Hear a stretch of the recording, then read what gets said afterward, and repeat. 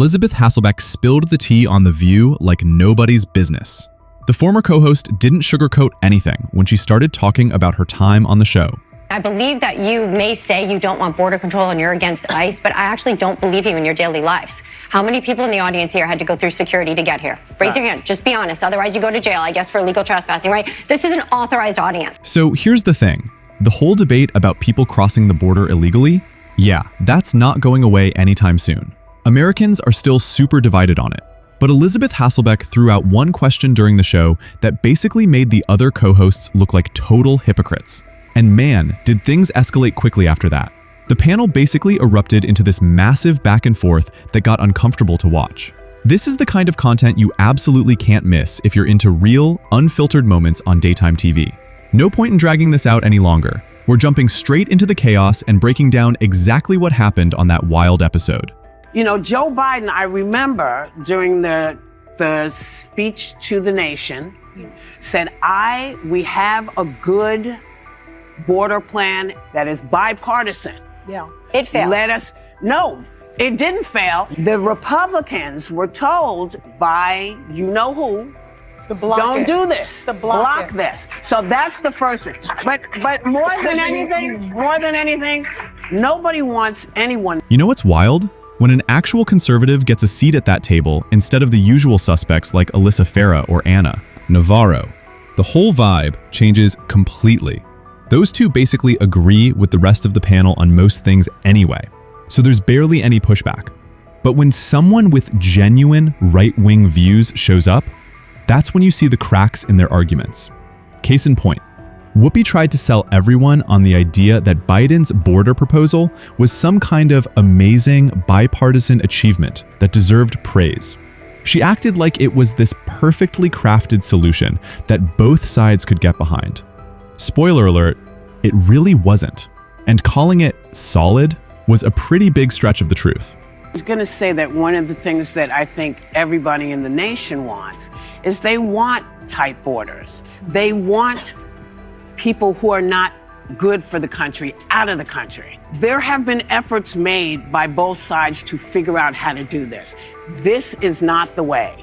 To round people up the way that they do. And you're right, if somebody come at me with a mask on, run and talk about, hey, and didn't show me they were this is the party of masks. You guys force masks on everybody in the United States. I don't want to hear you can't see my face, and I just can't. Let's be honest here.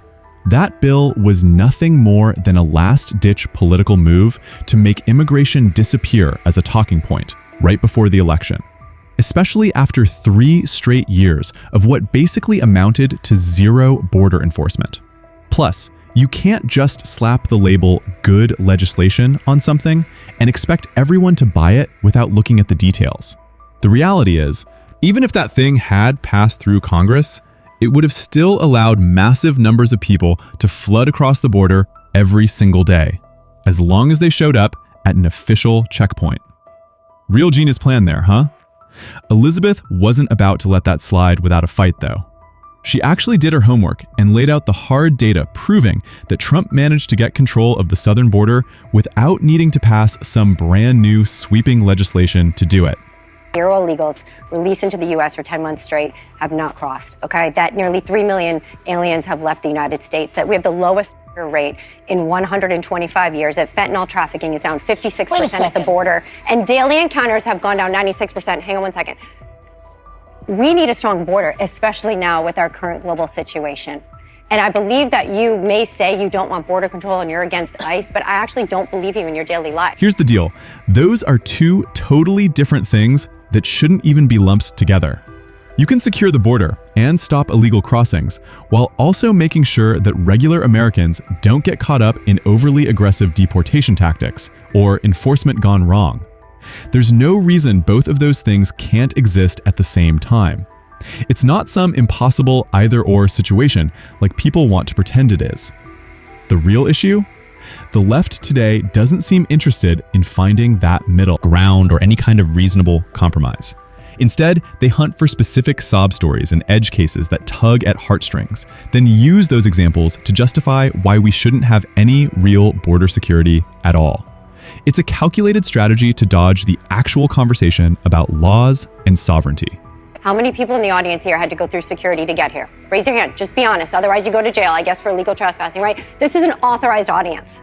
They had to go through security to get through the border, to get right here, to just hear us talk.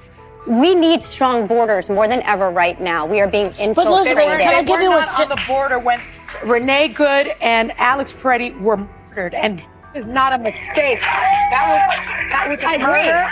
No, let me finish. As were those illegal immigrants. Let's not dismissive. Look, obviously nobody should lose their life due to heavy-handed immigration crackdowns or enforcement that goes too far. That's a fair point that most reasonable people can agree on. But here's what gets conveniently ignored in these debates. People also shouldn't be dying because we just decided to stop enforcing the laws that are already on the books. It works both ways, plain and simple.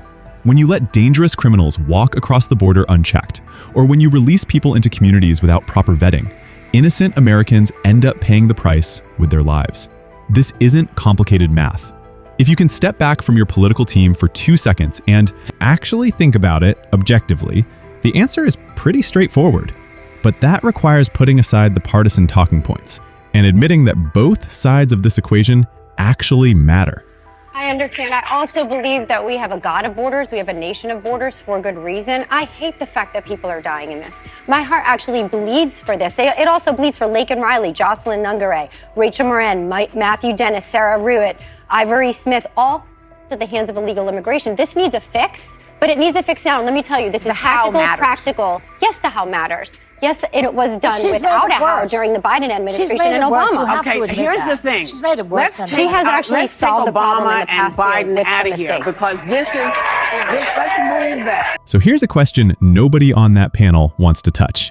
How come Obama and Biden get a total free pass when we talk about the border crisis? Their names are suspiciously absent from these discussions, even though the chaos we're dealing with right now is a direct result of decisions made during their administrations. Biden especially spent years undoing enforcement measures and signaling that the border was basically open for business. But somehow that never comes up when they're pointing fingers. And here's the part that's even more insane. The whole national security angle of unchecked illegal immigration gets almost zero airtime during these heated arguments. You'd think the fact that we have no idea who's actually entering the country would be priority number one. But nope. It's like everyone conveniently forgets that border security isn't just about immigration policy. It's about knowing who's in your country and whether they pose a threat. Listen, I told you my heart aches. I do think we can extend the department to also monitor and weed out criminals who are coming in here to infiltrate versus those that are coming here with hope to elevate their lives to a place that we just happen to be born here with. Okay, sure. Let's say a good chunk of the people who came across during Biden's time in office were just looking for work or trying to escape bad situations back home. That's probably true for a lot of them. But we're not talking about a few thousand people here. We're talking about millions upon millions, with some numbers floating around that put it over 10 million individuals who entered illegally. When you're dealing with numbers that astronomical, you'd have to be living in a fantasy world to believe that literally every single one of those people showed up with pure intentions and zero bad actors mixed in. The math just doesn't work that way. And here's what really doesn't make sense. If Democrats genuinely want more immigration and think it's good for the country, why wouldn't they just work across the aisle with Republicans to streamline and improve the legal immigration system that already exists? That seems like the obvious solution, right? But instead, they're actively doing the complete opposite and making things worse. Don't take my word for it, though. Here's Scott Jennings laying out exactly what their current strategy looks like. Representative Angie Craig, she is a congresswoman right now. She's running in this Senate primary.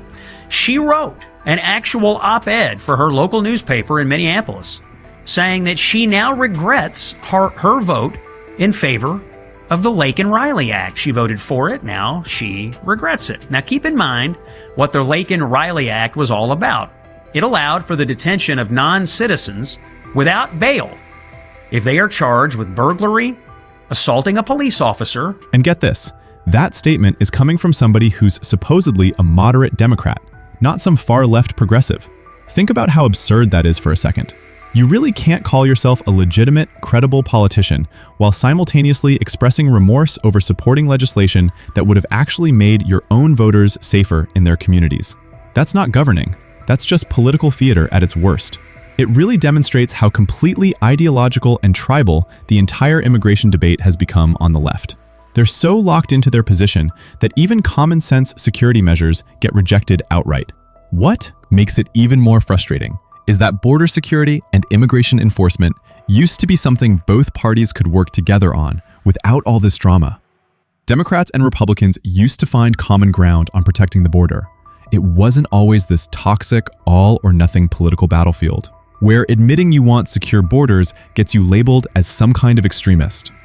Instead, Democrats are doubling, nay, tripling down, I think, on their insane positions around immigration.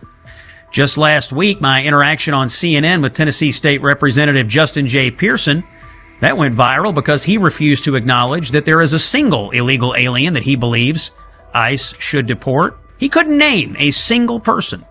And now up in Minnesota, there is a Democrat primary up there for the United States Senate, and it is forcing the candidates in that race to take the most irresponsible, craziest positions you could imagine. Here's what people tend to forget when they're yelling at each other on cable news. Real human beings are paying the price for all of this. And that goes both ways, whether we're talking about American citizens who become victims of crimes that could have been prevented, or the illegal immigrants who end up exploited, trafficked, or worse during their journey and after they arrive. There are actual consequences beyond the political scorecards. If you want a perfect example of how messy this gets at the local level, just take a look at how Mayor Adams is planning to handle the crisis with his newly proposed budget for New York City. The numbers he's working with show just how unsustainable the current situation has become, and it's forcing impossible choices between services for residents who've been there for generations versus resources for the massive influx of migrants. It's a disaster that nobody in leadership wants to honestly address. The amount for migrants is crazy. There should be $0 for illegal immigrants. But Zero. I don't think you can have zero, because if they're going to be there, they're going to be. You have to feed them. You have to do something with them. Like literally, if you don't feed them, they're going to be robbing stores. They have to. Human beings need food. What are you going to do? Get them jobs. How are you going to get a migrant a job? Get them a job in Guatemala. Wouldn't you rather give them food than a job? I don't want them taking American citizens' jobs. Well, the whole thing's a mess. The whole thing's a mess, but the point is you can't just throw them away. Right. That's the Unless problem. you're going to remove them from the country. Right. Unless you're moving, even if you want to put them in jail, that's not cheap. Right. That costs a lot of money. This is precisely the kind of actual, substantive discussion that never happens because corporate media outlets are too busy farming engagement and boosting their viewer numbers with manufactured outrage. The real issues that matter to everyday people, those get buried or ignored completely because they don't generate the same kind of viral moments or social media buzz. Like I mentioned before, there are genuine human consequences to all of this that nobody wants to talk about honestly. And here's the kicker. For a political movement that constantly lectures everyone else about compassion and caring for the vulnerable, they're doing an absolutely terrible job of recognizing the damage their policies are causing to actual people. It's pure hypocrisy. What I really hope happens is that we eventually see some legitimate effort to overhaul the legal immigration process that's been broken for decades now, because it desperately needs fixing. If that doesn't happen soon, we're setting ourselves up for serious long-term problems that are going to be way harder to solve down the road. The can keeps getting kicked, and eventually, there's nowhere left to kick it.